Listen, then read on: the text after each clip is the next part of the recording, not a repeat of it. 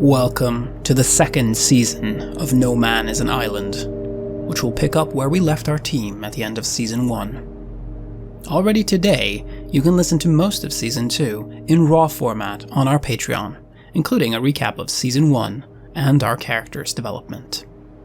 Check it out by following the link in the show notes, and enjoy this new chapter of No Man is an Island.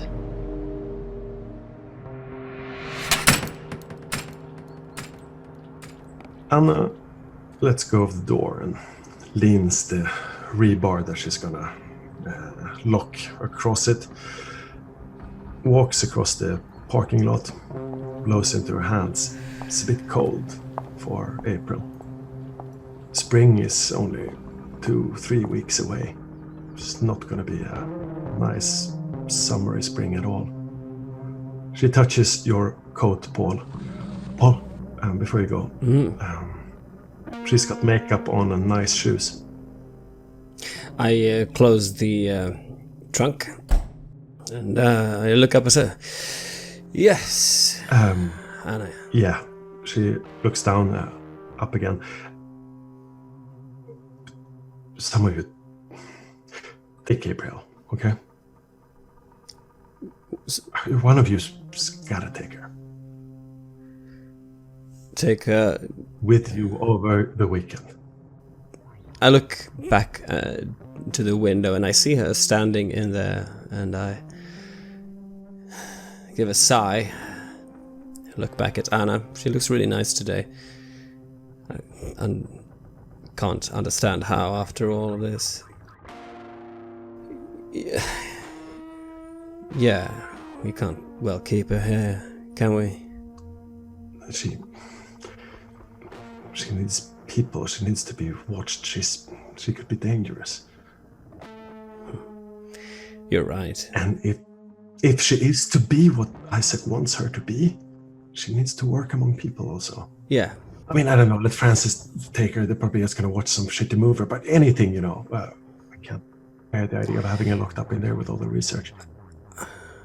I think back on the surveillance video of her standing almost slouched, menacingly, animalistically near Francis, and I think to myself that no, that's probably not a good idea to leave her alone with him.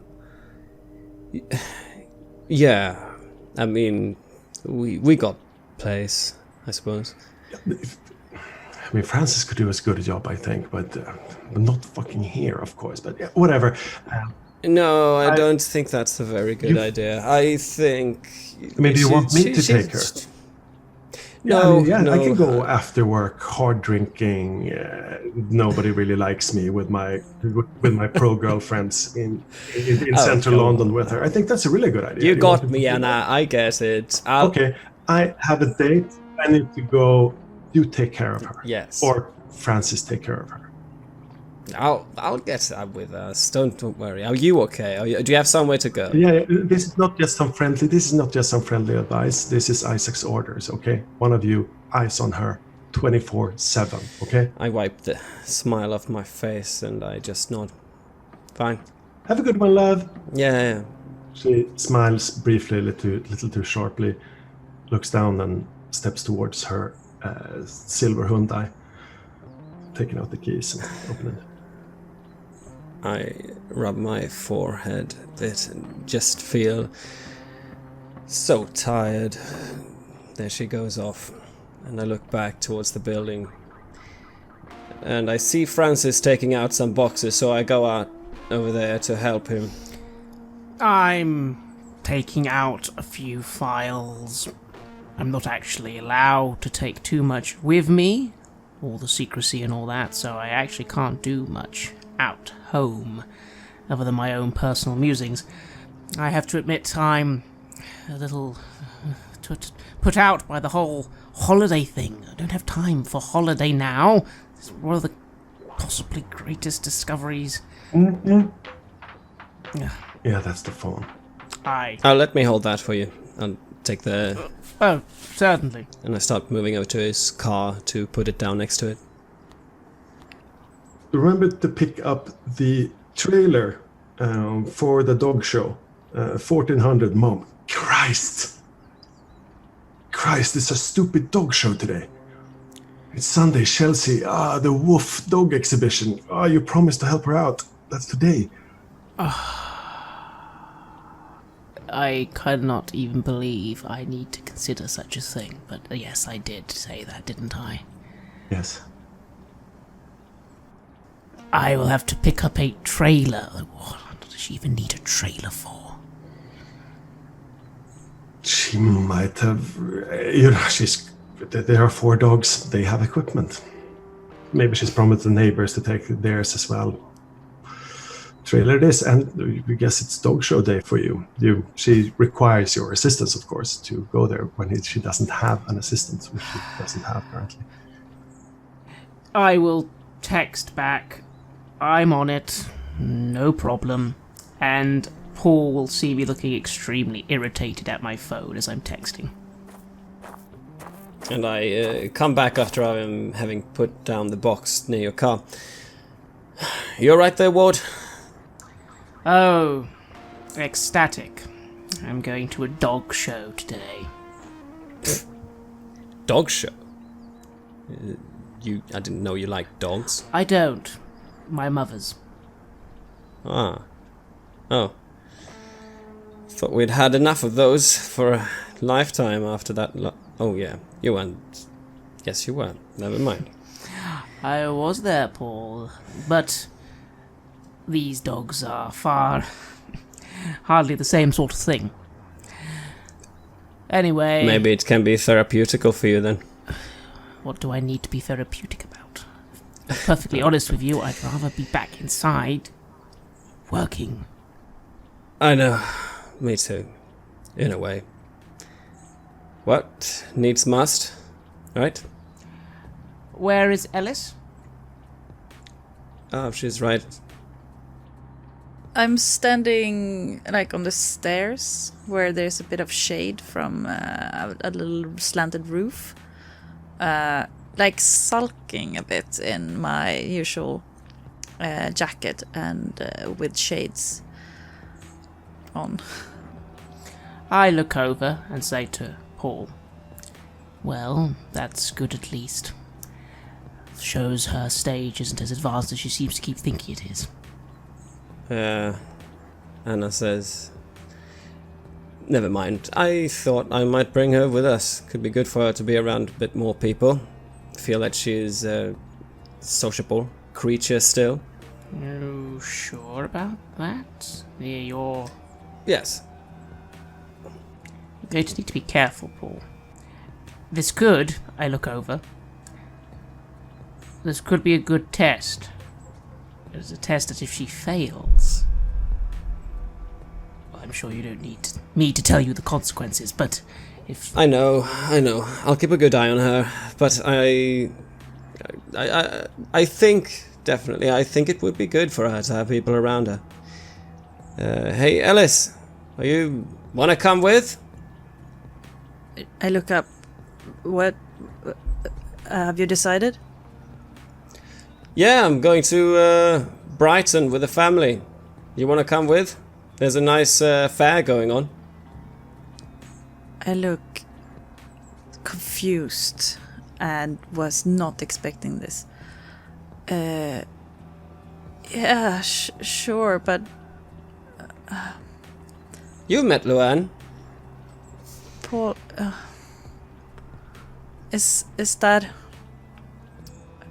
what you want? Yeah, of course. It's just for a day, right? And I move over towards you, and I sort of pat your shoulder, sort of trying to perk you up kind of way.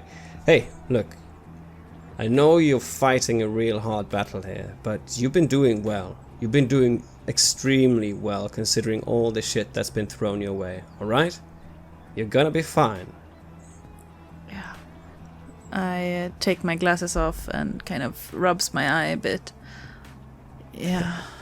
Yeah, okay. It's a spirit soldier. Let's give it a try, but don't leave me alone. I'm sorry, that will affect your family time, but I don't really trust myself right now. Don't worry, it's just for a day. I step over. It's just for a day. She's right, Paul. Don't leave her by herself. Also, make sure she doesn't see any of the you-know-what.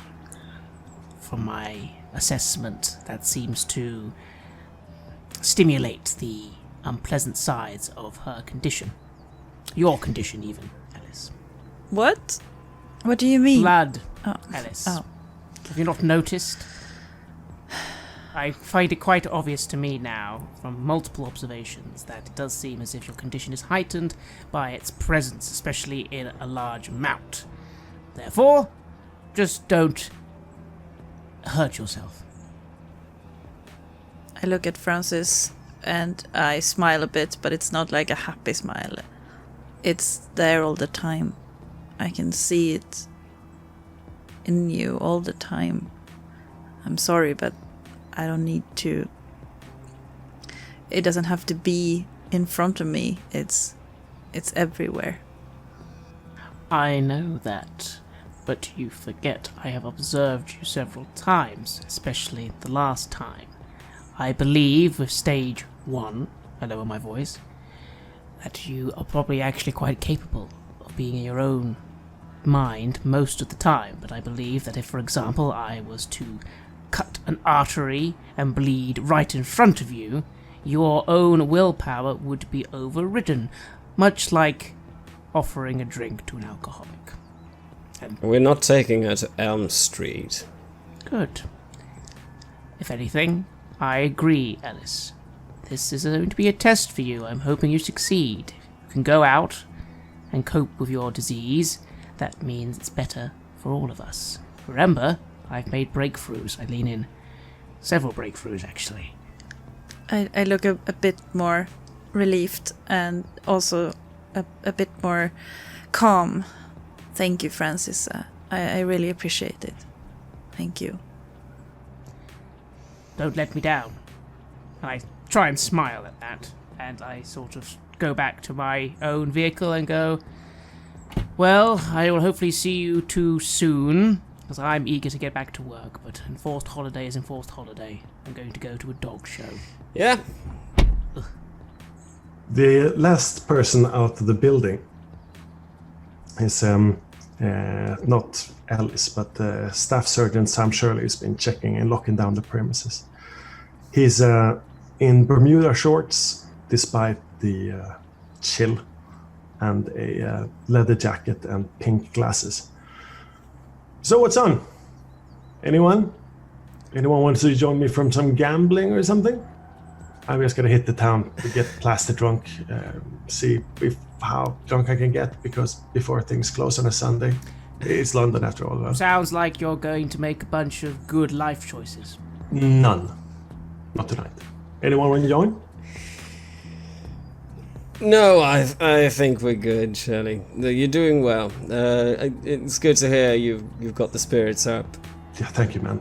He leans in for a quick, strong hug and slaps your back, and then starts walking over to his sports motorbike, blue Honda sports off-road model.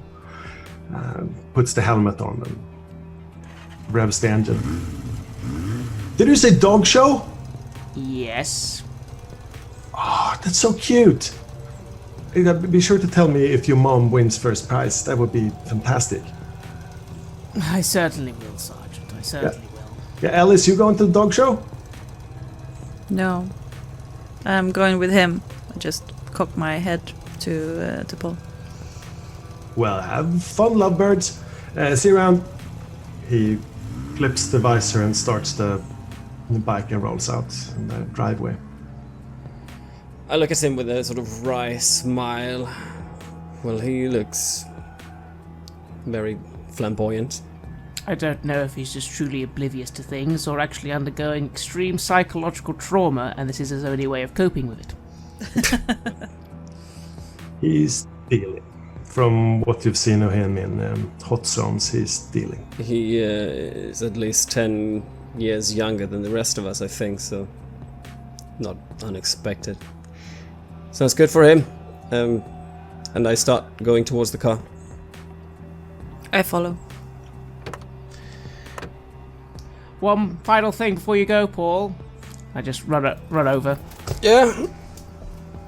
Remember to be subtle, yes? I know I don't need to tell you that, but the things we've experienced, remember there's a good possibility we are all going to be being watched from now on by certain individuals. You get my meaning? Yeah, though we've been pretty good at leaving no traces behind so far, I don't think...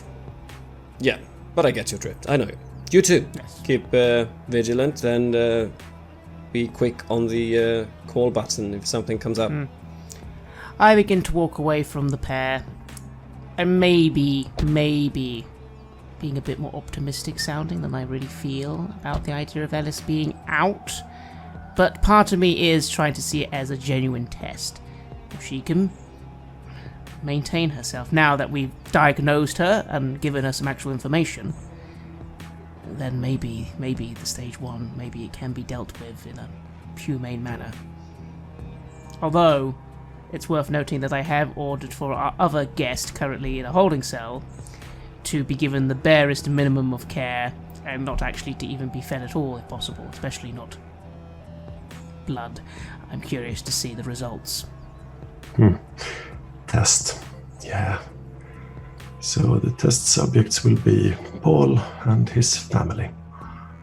It could be you and a bunch of very meticulously groomed dogs. Oh well.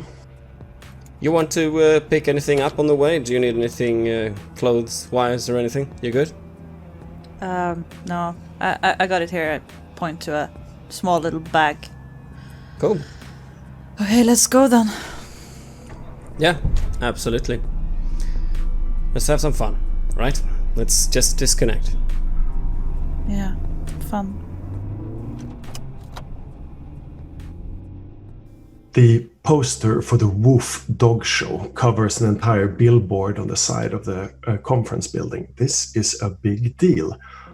And so it seems the dogs to think they are yapping in their most annoying pitch, of course, sitting in the front seat together with Mom in her lap. The huge billboard features the word woof in bold gothic pink text and the huge black dog. It looks violent, menacing, but it is groomed in a poodle manner. This is Woof Dog Show, yes. Welcome. There's a guy in the driveway waving, pointing you towards a parking lot. There's tons of vehicles parked out front, and he holds up a sign with 39 on it and points inwards.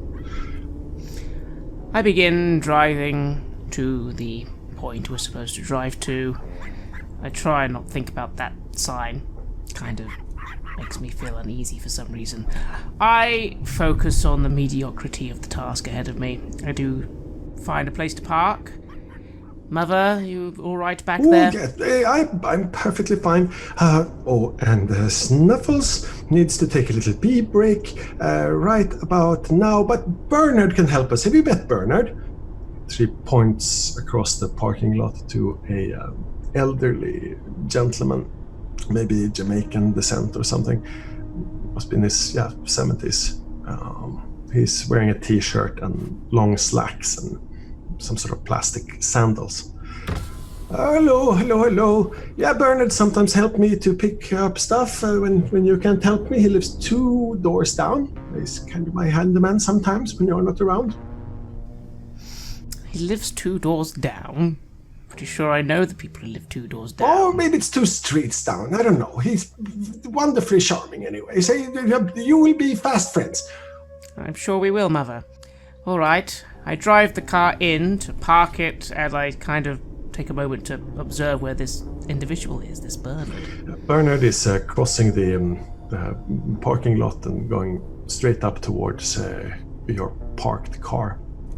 He goes out the back and starts opening and taking out 2 of the larger cages, display cages. And starts putting down blankets to make sure they land softly on the pavement.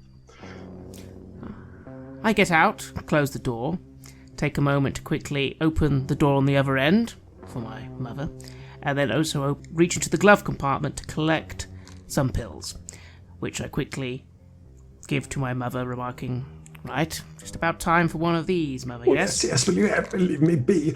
She takes them with a practiced flip of the wrist and starts lowering herself down to the wheel stroller that Bernard has placed in front of her. So she starts going around the back with 2 of the dogs yapping, one on the stroller and one on her shoulder. Ugh. I look at this Bernard fellow and walk over. "I don't believe we've had the pleasure of meeting." Oh, no, maybe not. I don't live 2 stores down. I have the store 2 blocks down. You know, your mom comes and shops for groceries and so on, and sometimes. And my wife, before she passed, she had dogs. So we started talking about that, and one thing led to the other, and here we are, son. Nice to meet you, Bernard Delano. Bernard Leo. Bernard Delano. Bernard Delano. Yes. I see. Francis Ward. Oh, I've heard a lot about you. Good to have a doctor in the house. Not that it will help with the boredom. Do you have anything to drink? I'm afraid, Bernard, I don't bring alcohol with me on demand. Aha, good thing.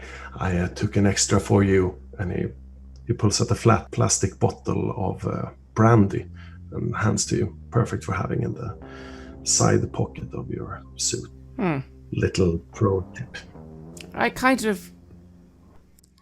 I look at it for a moment, and I normally feel I would say no, but I admit the potential boredom that's upcoming. Keep it on you for now. Maybe I'll consider it in a moment, yes? Gotcha. He helps Mom with the cages, with all of the accessories and the little rubber bones and the hoops that can be displayed to jump through, and all of their hopes and all of her chatter. They seem to have a quite nice time together. The convention center is mostly big, empty hallways, but it's slowly filling up, both with exhibitors and enthusiastic guests. The spectrum is not especially broad. Most people here have seen the better part of their life and is here to revel in the glories of their lineage of their oldest friends, their dogs. There are families also, yes, a few of them, and some young, primed career breeders who are probably making quite a lot of money off this. A few tanned and blonde Chelsea youths with their prize dogs, for sure. But mostly, this is a world where your age group is not particularly represented. It's kids or elderly. No, and I am already bored. I'm happy that she does seem happy. She has stopped 6 times to hug and say hi to people when you get to the convention main floor. She seems to know everybody. That's not surprising. She always used to know people, even when I was a young boy and father was alive. She was a socialite. I can't help, though, but my mind is wandering already, especially all the dogs. Yeah, most of the dogs are kept in cages now to make sure they don't run wild, and also a little bit because owners are possessive. They don't want to show off the dogs and their tricks before the grand comparison, the pride of breeders everywhere, the dog show itself and its stern jurors. So yes, for now the dogs are caged. Many of them are being held in dog pens over one side of the convention area in a semicircular form, in a kind of stairway formation. So all of them can be seen prancing backwards and forwards. That's the section for the smaller dogs. In a convention hall next doors, the barks are harsher, louder. It's a separate space for the exhibition for large dogs, and that seems to have started running already in the morning. The small dog owners are gathering a bit later. It's a more social affair. There's coffee set out, some cookies. Everybody seems to know everybody. And of course, not you. But yeah, even the little ones, they seem to be staring at you, yapping, barking. I help myself to some coffee and I just eye one of these little dogs for a moment. My mind goes towards animal testing. I wonder if it would make a difference if you use different sorts of dog. After all, the symptoms came from a dog, as well as humans, which implies the pathogen is both human and animal-based. I will be staring at a little dog, literally thinking this, sipping a coffee. Yet Mr. Delano comes up behind you and joins you in staring at the dog and says, "Yeah, they were predators before they joined us, no?" The dogs. It's a very successful partnership, the evolution of domesticized dogs and humans, but they are still predators. One wonders what would happen if all of the doors to the cages would open. I mean, they are measly cages. Surely the dogs, if they were dogs, they could just beat out of there and jump on the throat of their owners. Imagine that. When he was at them. Rather grim thinking of you, friend. I think you'd find you're forgetting something. They have owners who they care about. A dog has to be in quite a bad state, either illness-wise or mental-wise, to attack the owner who they care about, especially if the owner has actually treated them well in life. It's more things like hunger. Hungry dog can sometimes bite even the hand that feeds it, if you'll forgive an old saying. There you go. I forbid my excursion into morbidity there, mate. Yeah, you're of course right. It's a successful partnership. These little buggers, they're no more dangerous than our kids. Yeah, it's the bond, isn't it? It's the bond. Yes, there's something to be said about the partnership between man and dogs. Ladies and gentlemen, please be seated and find your exhibition areas. The exhibition will open in 1 hour, so we're in a lot of hurry. So please go to the functionaries in their pink wolf vests. I really wonder who designed this pink wolf motif thing. It's just ridiculous. The check-in at the bed and breakfast begins at 7 in the morning. You're not there until 10, 11. The kids are tired after having boiled in the car. And Gabrielle's unease has been palatable the whole way. Everyone's happy to be out of the cars. And the pie and porcupine is something of a mix between a crafts cafe and a pub. Paintings made of fatty crayon on the walls, bright motifs, old plaster walls, rustic, almost black tarred wooden crossbeams in the ceiling. The whole family are standing there, bags in a chaos pile in the middle.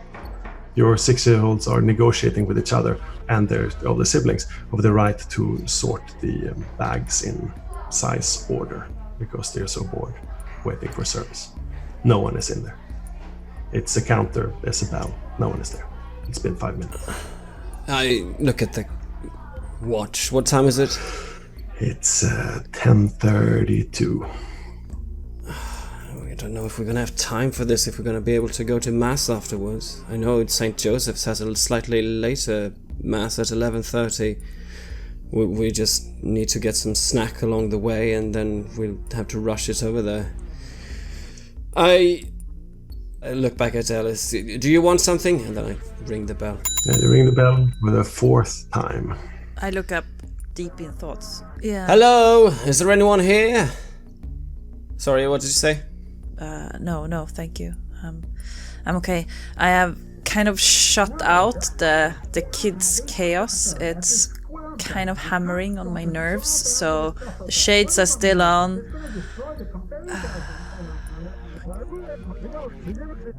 Hands deep down in pockets. This is not fun. I just look a bit annoyed. I look around. Do they have anything? Do we have any pastries or pasties? Any food visible for? Yeah, yes, there is.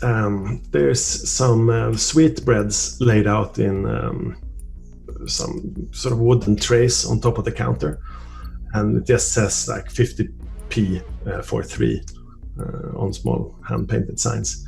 That's about the only sign of commerce. There's 2 doors leading to the back.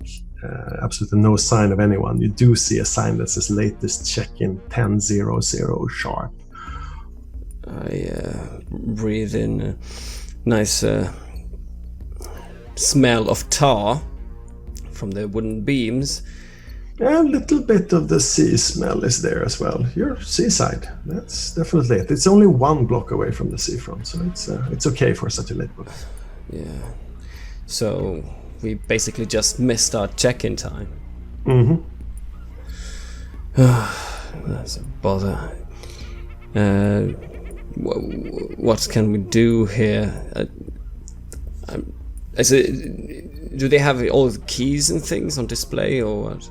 Yes, this place fashions itself old-fashioned, even though it's like remodeled to be old-fashioned rather than genuine. Okay, the building is, but so yes, they do have the most cliched thing you could think about, which is this display of the keys hanging there, various keys, various locks and makes. This is secure. I walk in behind the counter and I sort of lean out the door that leads away from there, and I say again, "Hello? Anyone here?" No sign. There's some sound of metal on metal from some alleyway behind there. Stupid rule. Sign in so early in the morning. And I just mumble to myself. Well, I go and I look in the books for booking. Does it say what time people are? Who is signing in? I'm guessing maybe I'm faced with them. Going the books is like, no, these are just for display. These ledgers, they just look nice. They probably have like a laptop or something. Yeah, with this stupid screensaver. Yeah, there's a computer there. Yes, it has a stupid screensaver.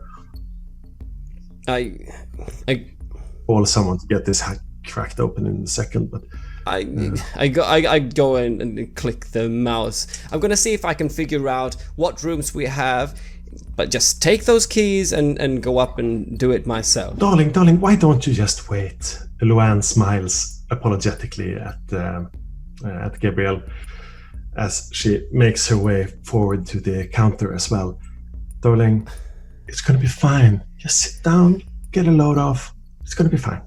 I throw up a hand, but we need to be at the mass for 11:30. We don't have time for just sit and wait. What if they're not coming back? In that case, yeah, I can sit down with Ellis, and we can take care of the checking in, and you guys run off to church. How about that? Are you sure? I thought you were. How about she just looks around and then she storms into the back door. She opens it and starts walking. Hello there. Yes, we actually need help. Hello. Starts knocking on the door, knocks another door. Hello, you have customers here. The 6-year-olds stop sorting the bags and come after. Hello, we are customers. We demand service. and making a game out of it. They drag back after a while a tired, middle-aged woman in a stained apron. It's like, oh, sorry. I'm making all of these sandwiches for lunch in another part of the building. We usually close off here, and we don't open until 12. Yes. There's usually no one here. The door should have been locked. What are you doing here? We're terribly sorry. We wanted to check in before we headed off to Mass. Yes, We've heard this it was is a the good reason place. why we have a 10 o'clock limit, because we know that we're busy preparing lunch between 10 and Why doesn't it say on your website? There was nothing in the booking about It says this. be punctual. It says. It didn't say And that. you haven't researched through our website. You researched through one of these search things. It didn't say in the booking confirmation that we were supposed to sign in outside of 10 and 12. Is it someone ill or something? I don't care. That's fine. You do your things. We'll be back around 12 and sign in then, yes? We can't keep your luggage here if you don't have a room. Then sign us in, will you? Please. But you're too late for the check-in. Do you want us to carry our luggage back into the car? Is that what you're saying, madam? No, it's your luggage. You can do whatever you want with your luggage. Okay, can you just please tell us our room numbers? Yeah, it was number 12B. What do you mean, was? No, there's another person living there now. We had booked. No. Yes, we had. You said you would be coming back at 12 for... She takes an exasperated look at the sign that says latest check-in 10 o'clock. And just looks back. We are half an hour late. I have sandwiches to make. You have any other rooms? Yes, they are very small. Maybe if... It's like, you had the family room, and that was the only family room that's available. Now it's not the family living there, but somebody is living there, so that's not the family room. So, but you can have 3 of the smaller ones, yes? I think of the money this will cost, and then I just... Yes, please, let us have 3 of the other rooms. Yeah, Luann is behind her, gesturing at you, shaking her head. No, mouthing, no. No, darling. So, this person living in the other room? Are you sure they couldn't stay in one of the other one if you say it's just one person? This is a family room. We requested a family room. We had it booked down. Yes, but this person, I don't know what... Are they in there, Hannah? Maybe. How can I know that?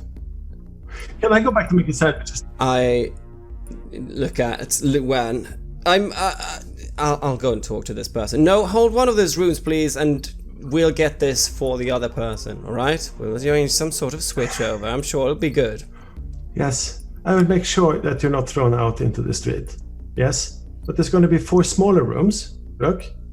So there's 2 2-person rooms, there's 1 4-person room, and then there's a single room where you can put in an extra bed that it could probably fit in 2 of the kids.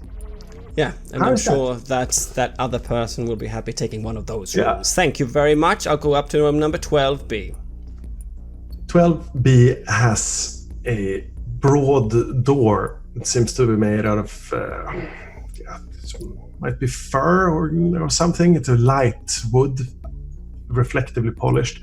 It has pictures of egrets, white egrets in tacky taste on the door, and a large 12 painted on top of it.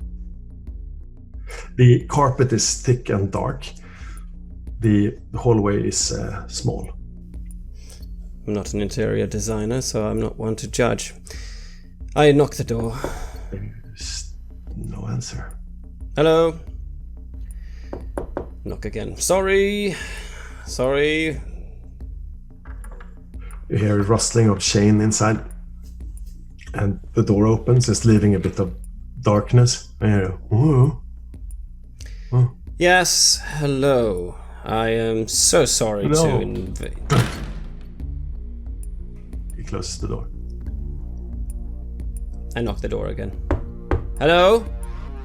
We have booked this room, sir. Would you kindly reconsider occupying it? No, I don't want that. We'll get you one of the other ones, sir. I got a room. I got people coming over. Sir, this is the only family room, and we have a whole family waiting downstairs. We did make the booking. We were half an hour late. Would you please consider taking one of the other rooms? There are 2 beds. Instead of fucking off. Okay. Here, rustling. No, sir, I will not, because we booked this room. Please, sir, can you consider taking one of the other rooms? I imply to your better side of your humanity. The door opens. The chain is still on. I see a red, bleary eye staring out of a pale face with a rash. He seems to have a hat, sports hat on inside. No, I said, how about you fuck off? Well, can we please keep... What part of that did you understand, sir? I put my hand out and my foot in the door. Sir, we have booked this room. We were half an hour late, that's all. We have an entire family waiting downstairs. Now, please, would you consider switching to another room? Oh, Or I could just ask you one more time. Or another time. I want to go there. It's taking too long, so I go up. As you go through the hallway, you hear the conversation. Yeah, I go up towards Paul and just put my hands on his arm. Paul, it's fine. I will take the single room, and you take the room with your family. And I won't leave the room. It's fine. I'd rather be. You should listen to your hooker there. She's got the right idea. Yeah, I look at him. Excuse me? she knows. Yeah. You, my what? Oh, go. Yeah, some of my best friends here, working girls. You got it. Yeah. Whew. Married man in a hotel like this. Now fuck off. Mister! Jesus Christ. Who the hell do you think you are? He's rattling the chain. This is, he's having fun. He's gonna open the door. Maybe I should roll. That you should. You're assisted by somewhat discombobulated Paul. So, intimidation plus what? Plus 1 die for the help. But yeah, what are you using? How are you doing this? He's apparently a hard man, the gentleman customer inside. I am strong and I'm kind of like... I think I can be menacing in like, I know exactly how my body works. I think I'm gonna use strength. Yeah. To imply that you can cut him up. Yeah.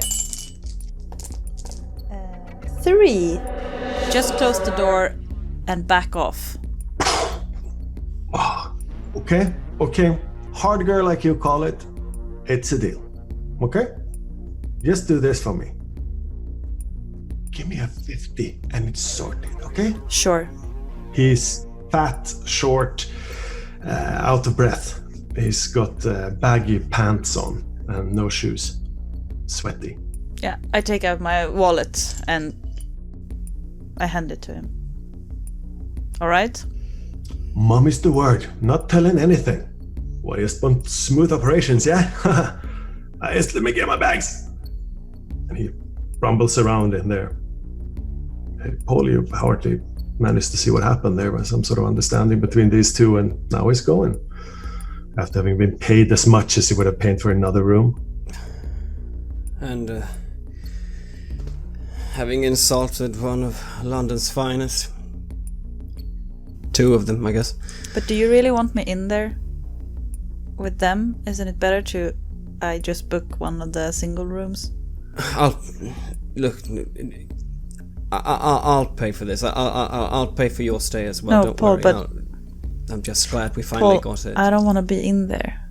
Not for my sake, but for yours. Yeah. No, I'm getting you single. Good. But I will pay for my own room. No, don't worry. Paul, I will pay for my own room. Please. Oh, they love birds. Sister's coming out with 2 huge roller bags that he drags after him. I'm not gonna get away with a lover's quarrel, but we tip if you're having an extra martial affair. Maybe don't scream about it in the hallway about who's getting what room. Toodaloo! Drags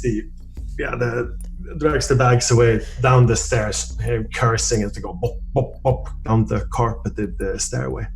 I can't help but laughing. This is so ridiculous. I give a tired smile and I follow after him, and I go down the stairs to start carrying things up. The combination of the proprietress and the angry or jovial, sanguine, talkative man is not good. They become embroiled in some argument about how to split the room and whether they're going to get the check back and so on. But at that point, you do have the key for the room. I think I patiently wait to book the single room also.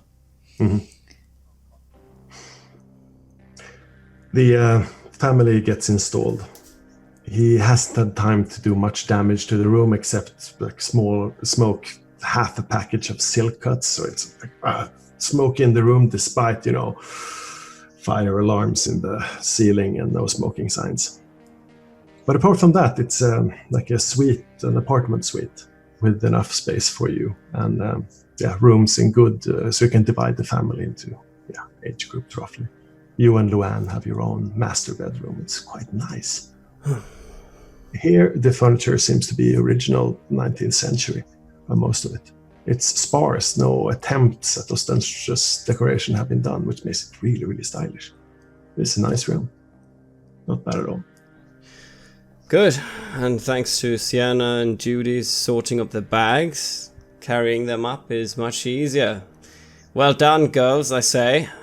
And we need to just get everything in now, and then we could get on to mass and then to lunch. Do you follow them to mass? Do I have to? The social pressure is on. Yes, I do follow to mass, but I do not partake. There's one step that comes way before partaking of the mass, which becomes giggle-inducing or worrying. And instead of going to church at all, will you catch fire? Some little part of you laughs inside. It's a nice church. It's has a semicircular prayer room out front. It has nice decorations. Some of them are in later style. So it's Catholic iconography, but they're made in the 70s and 80s. So they are more starkly abstracted, but still has the beauty and color of Catholic religious art. The minister is a younger gentleman, maybe early 30s.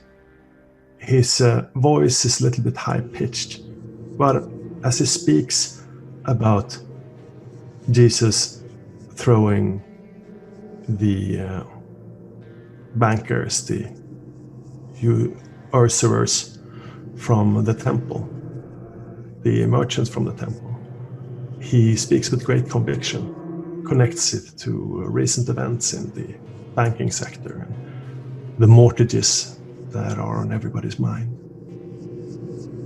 It's almost meditative sitting there. You do not catch fire. It's slightly boring, but interesting. He feels so much. He truly believes what he's saying. So when we face these tribulations every day, we are not Jesus, of course. But we can be inspired. We can do our duty as Christians. And that means doing what we can for those who are affected by the situation. We are holding a special collection drive on Sunday. We have had many foreclosures in the south part of the city, and that means a lot of people can no longer afford their homes, and the situation has been worse. So we urge you, maybe there's no big philosophical solution to economic vagaries that us as Christians should be affected by. But we, the church, have always helped the weak. So I implore you to come down to the garage sale later tonight. We are open all night in the garage floor. Thank you very much. And now I would like us to be silent. He begins intoning the prayer in Latin after his short introduction. This is the sermon proper, the parts of right that never change. And they, while not making you catch fire, certainly feel menacing and directed at you. How does Paul take Mass? How does he look during the prayers, during the introduction? How does he relate to the congregation and his family? Well, I see all Catholics as family, in a way. But not many people I know here. I focus on what he says and what he's doing. I help from time to time to direct the smaller ones' focus. Could be that I would have to go out with Anna or Louise if one of them were waking up and making too much noise. But otherwise I would enjoy the sermon and occasionally nod as if agreeing to what he's saying. He's quite young, but he's got a good message. You see that Sarah, your oldest, she's not sitting entirely comfortably. Probably she's a bit out of practice going to church, being to college and all. You know, she's in several Bible study groups and so on, but she seems uncomfortable. She looks at you at the tail end just before she goes up and takes the oblate, and she says, I need to go to confession with this priest after this. Is that okay, Dad? Very good, of course, you must. Is there something I should know? Are you... After that. Yeah, of course.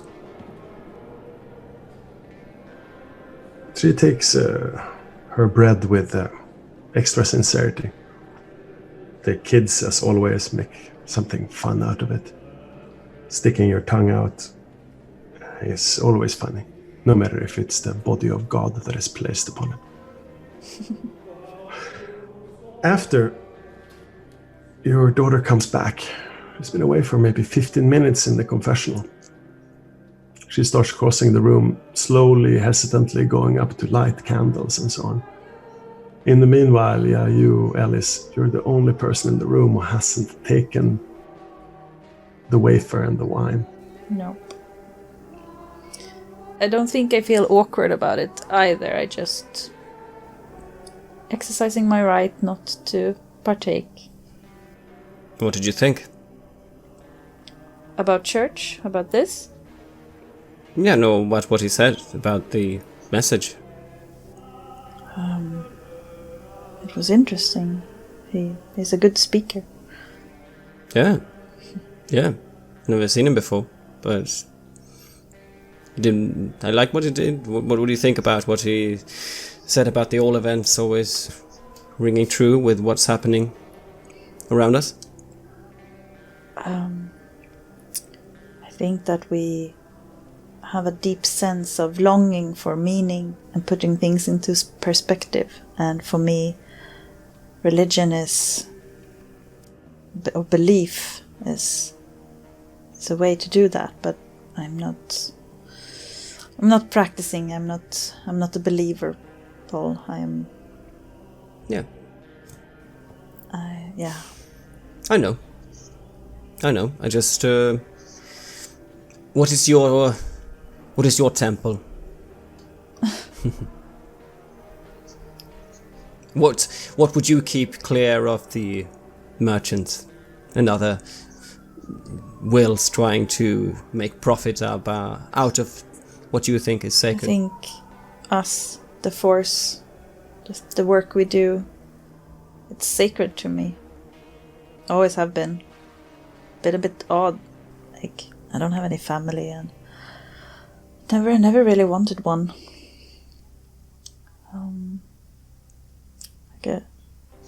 Well, you've done much good for the Force. It's good that you see it that way. It's part of your family. Yeah. We'll see. We'll see how it goes. It's very clear that I am not in a good place. And that like, it's kind of painful to talk about. I nod understandingly And I once again sort of pat your arm and I say, you have a place with us. All the people there. We're working hard together for the same goal. We want a good world. And you've done a lot of good for us. Yeah. Thank you. It means a lot that you say that. Yeah.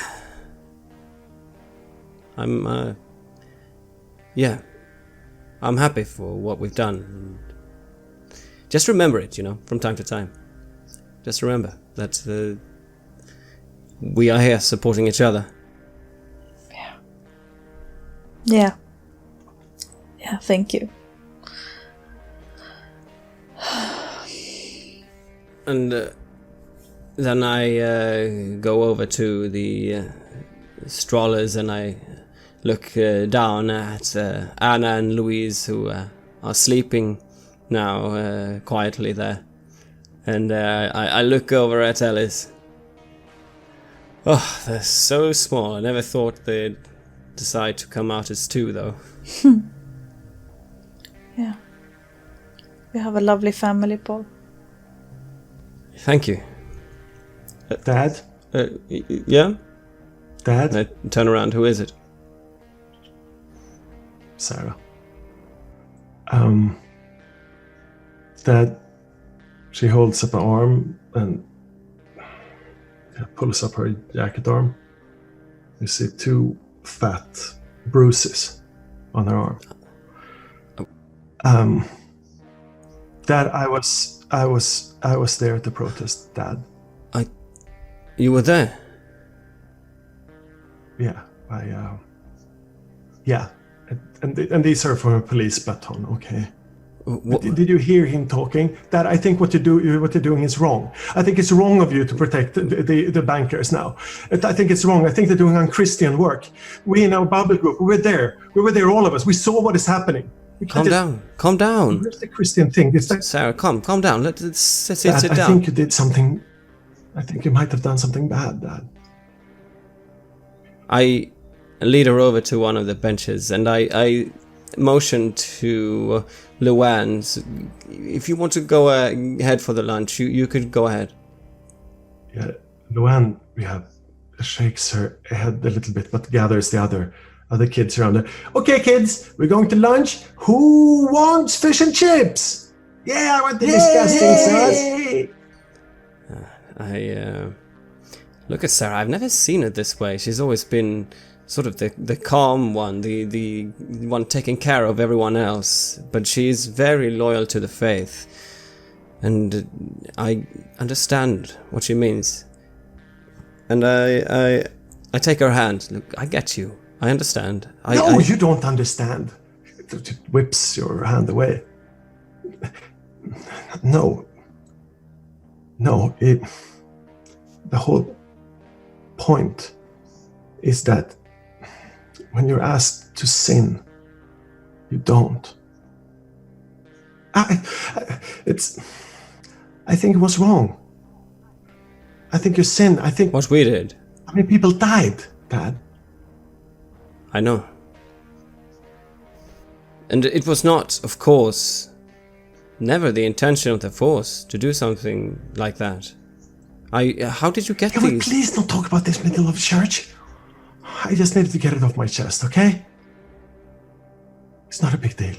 It is, if you want to talk about it. Let's go for lunch, Dad. Let's not do it here. Not here. Fine.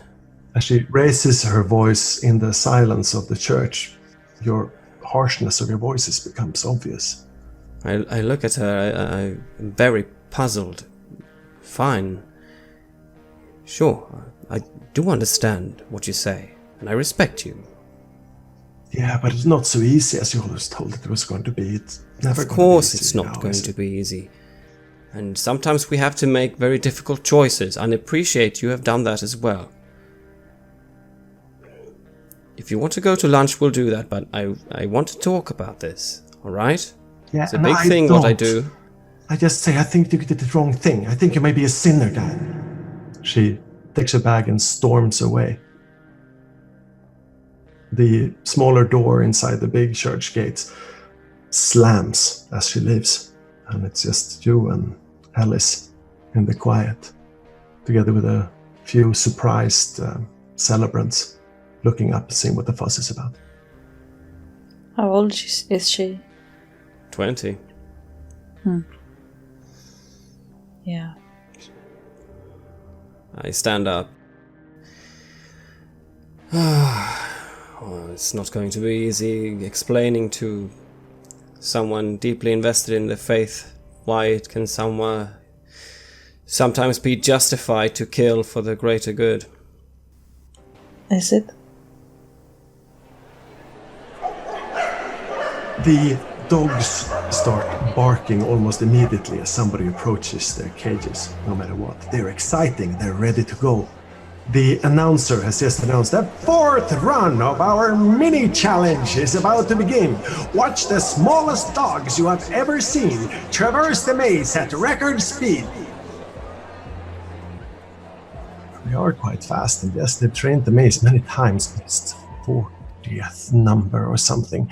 5 or 6 things are happening at the same time, and the announcer is trying to cover them all. And yes, the discipline these owners have with their dogs is dizzying, but it seems to blur together. At least you're not alone there in the crowd. Mom's friend is passing you the bottle now and again. I admit, after a few refusals, I eventually did give in and have had a swig or two of... What even is it? It's brandy, really cheap brandy. Don't you worry, I brought you another flask. Thank you, Bernard. He cracks open a second one. My mind is wandering. It can't not. There's so much going on at the moment. I'm trying to at least focus on the mundanity of what I'm seeing, trying to draw some sort of scientific analysis from it. Not that there's much to really analyze. Rats running around in a cage is, if anything, more interesting than this, but quite similar. Yeah, it's dogs this time. It is somehow your mind wanders to all the things we have trained people and dogs and obedience, and I think it's just running. They're running in circles a lot, that's for sure. Doing the same trick again and again. Yeah, and Delano keeps up a somewhat disinterested, sometimes cynical monologue on the numbers. I quirk an eyebrow after a while, having had maybe a few sips of the brandy. You know, you don't actually seem to enjoy this much yourself. Necessities. Necessities?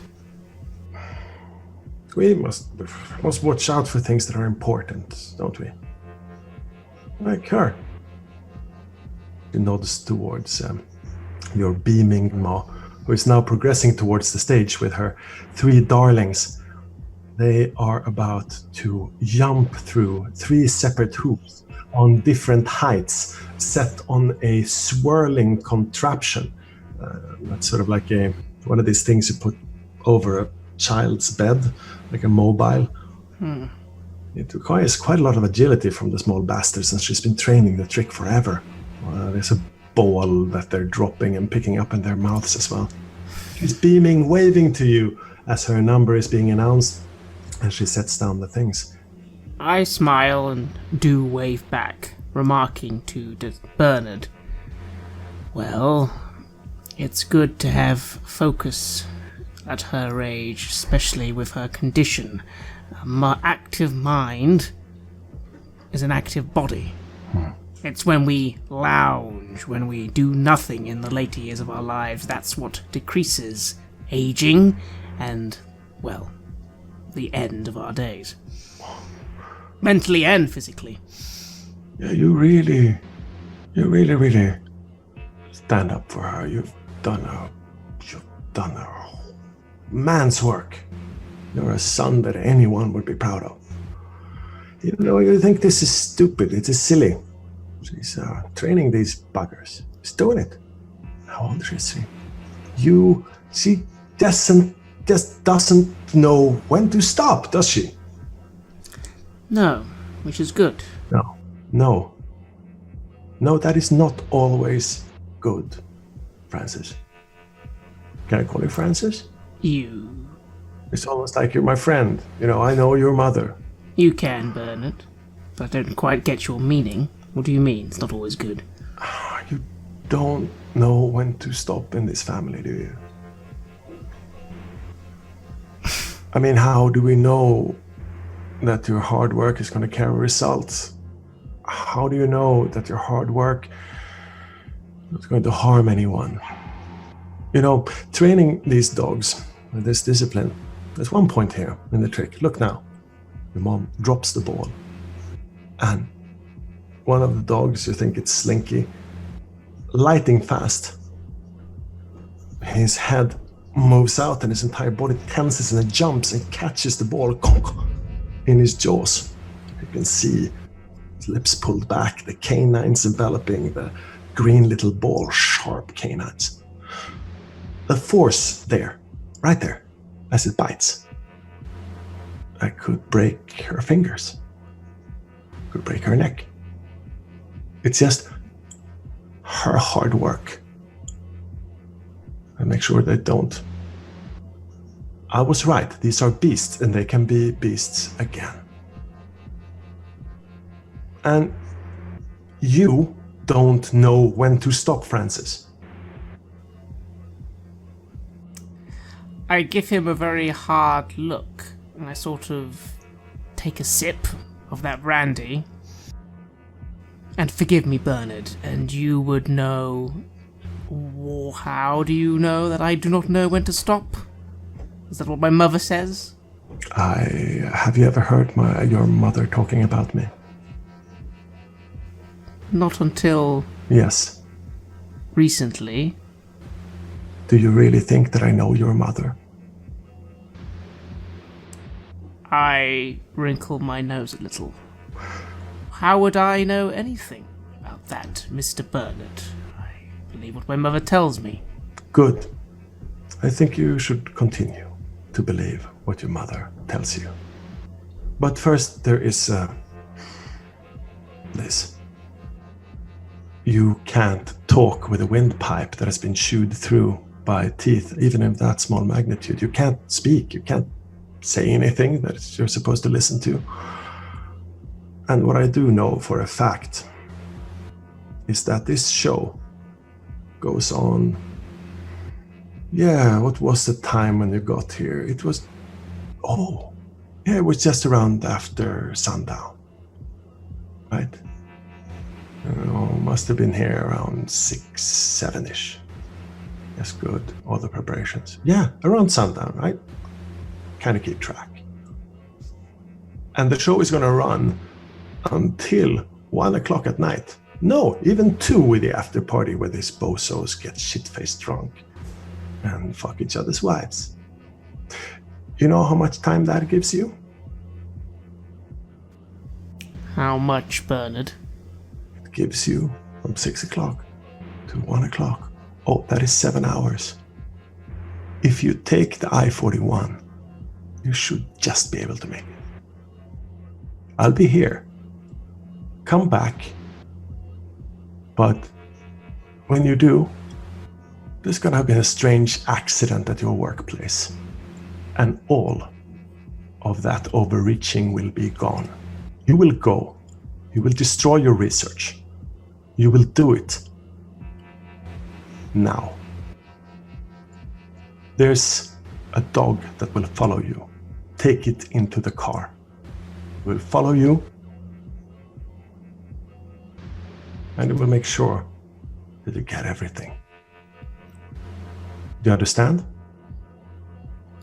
I hand back the brandy to this individual as I feel this very slight twitch in my chest.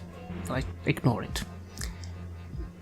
Pray tell, what would happen if I were to say I have no idea what you're talking about, Mr. Bernard, and did absolutely nothing that you are attempting to apparently coerce me to do?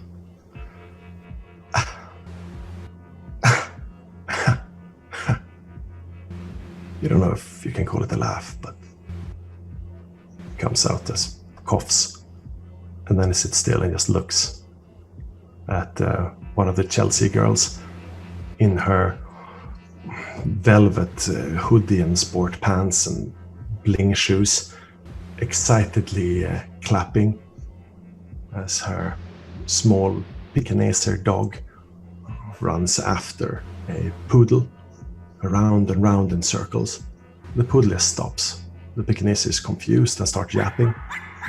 The poodle stops and just bites into her leg. Blood starts spreading on the pink. There's a scream. Some volunteer in the pink woof shirt comes running out. Oh, accidents do happen. These do happen. There's a lot of excitement here, and sometimes they become a little exciting. Looks like you need to take a little bit more care. Oh, nobody's hurt. Nobody's hurt bad. In the meanwhile, she's screaming. She's screaming loudly. Then the woof person puts a hand on her mouth and escorts her gently from stage. Injuries and accidents do happen, but this one happened at a strange time. And he looks back at you. I would endeavor to use only her dogs. If I need to, I would use more. That's certainly something, isn't it? The main hall closes as one. As I said, you better get cracking. Or I turn to this person and I just look. Something tells me I don't want to look directly at them. No. Let's just look at my mother. Or how about this? You can get out of here as fast as you can, before I find a way of having you arrested for, I don't know what. I can come up with something. Oh, you're going to release all these dogs, are you, and murder everyone here. That sounds very amusing to me, sir. Except there's a strange thing, it occurs to me. That rarely happens. Why does that rarely happen at these things? Is that because maybe it would cause a scene? Do people in your line of work like scenes? What I maybe know, apparently not. I only need to get her, right? You don't care about anyone else in here. Before you can react, your mother can be dead. You have put so much work into keeping her alive. I guess it's a choice, my friend. Something has to die today. Something you love.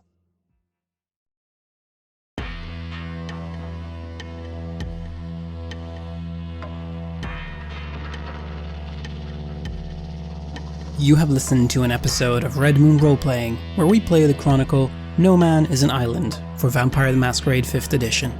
Our storyteller was Martin Ericsson, and we were also joined by Anna-Karin Linder. The music was created by Lola Zaza, and the sound effects are from the fine folks at freesound.org and Sirenscape. We would like to give massive thanks to our champions of the Red Moon, Martin Heuschober, Nastasia Raulerson, Simon Cooper, David, and Julia for their generous support. And we would of course also like to thank all of our other patrons. Without your support, the show would not be possible. If you want to support our work, please check us out on Patreon. You can get access to bonus campaigns for Cult Divinity Lost and Coriolis there, as well as get early and raw access to all of our recordings. You can also hear your name read on the show as a champion of the Red Moon, as well as play Cult with us. Most importantly, that support is what keeps the show going, so do check us out there. And remember, death is not the end.